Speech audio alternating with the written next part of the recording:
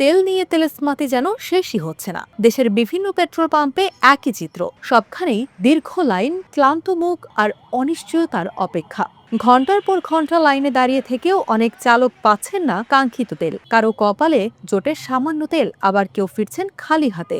চালকদের অভিযোগ, সরকার বলছে তেলের কোনো সংকট নেই, কিন্তু বাস্তব চিত্র ভিন্ন। পাম্পে এসে ঘন্টার পর ঘন্টা অপেক্ষা করেও মিলছে না প্রয়োজনীয় তেল। আমরা যারা জব হোল্ডার আছি তাদেরকে এই লাইনে দাঁড় করে 300 টাকার তেল দেওয়ার কোনো মানে নেই। আমাদেরকে দিলে মনে হয় 500-1000 টাকা তেল দিলে আমরা 15 দিন আসবো না।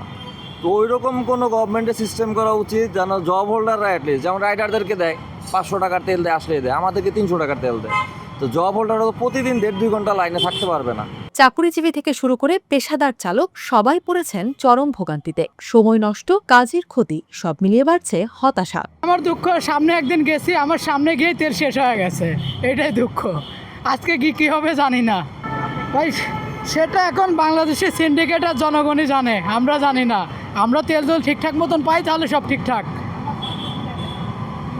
এই যে প্রায় 1 ঘন্টা ধরে লাইনে আছে, আরো কতক্ষণ থাকতে হবে জানি না। কেউ কেউ অভিযোগ তুলছেন সিন্ডিকেটের বিরুদ্ধে। তাদের দাবি, কৃত্রিম সংকট তৈরি করে সাধারণ মানুষকে ভোগান্তিতে ফেলা হচ্ছে। 3 ঘন্টার উপরে হয়েছে লাইনে দাঁড়াইছি, সরকার বলছে যে তেলের সংকট নাই, তাহলে পাম্পে এসে আমাদের এতক্ষণ লাইন দিতে হবে কেন? এই মিথ্যা কথাটা না বললেই তো পারতো। মন্ত্রীরা বলতেছে তেল আছে, কোনো সমস্যা নেই, অথচ আমাদের 3-4 ঘন্টা করে লাইনে থাকতে হচ্ছে। এখনও তেল ঢুকতে পারবো না কিনা সমস্যা। এই যে 1 ঘন্টার লাইনে আছি, এখনও শেষে যায় পাবো কিনা এই সমস্যায় আছি, যে আমরা লাইনে তেল নিতে পারবো কিনা। দিন গড়িয়ে রাত, তবুও শেষ হচ্ছে না অপেক্ষা। অনেকেই বলছেন, বাস্তবতা আর বক্তব্যের মধ্যে রয়েছে বড় ধরনের ফারাক। সরকার বলতেছে যে তেলের কোনো সমস্যা নাই, কিন্তু আমরা দেখতেছি যে তেল ঘন্টার পর ঘন্টা সিরিয়ালে বসে আছি। আজকে প্রায় এখনো 2.5 ঘন্টা হয়ে গেছে, সিরিয়ালে তেল পাচ্ছি না। পাম্পে আসলে তেল দিচ্ছে কিনা তাও বলতে পারতেছি না। এখন কে মজুত করতেছে বা কে মজুত করতেছে না, এটা আসলে সরকারের ভালো করে দেখা উচিত। কারণ আমরা ঘন্টার পর ঘন্টা কষ্ট করতেছি, বসে থেকে কথা শুনতে হচ্ছে যে তেল কেন নিতে পারতেছো না, কেন না। আমরা আসলে টাকা নিয়ে বসে আছি ঠিকই, এটা তেল পাচ্ছি না, এটা খুব দুঃখজনক। কেউ আবার দিনের পর দিন চেষ্টা করেও তেল পাচ্ছে না।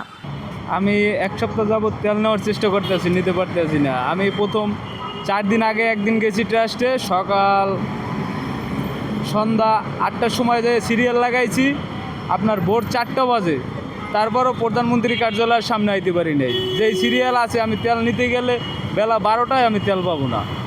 সারাদিন আমার ওই জায়গায় গেছে। চালকদের ক্ষোভ শুধু সময় নষ্ট নয়, তারা প্রশ্ন তুলছেন তেল মজুতের বিষয়েও।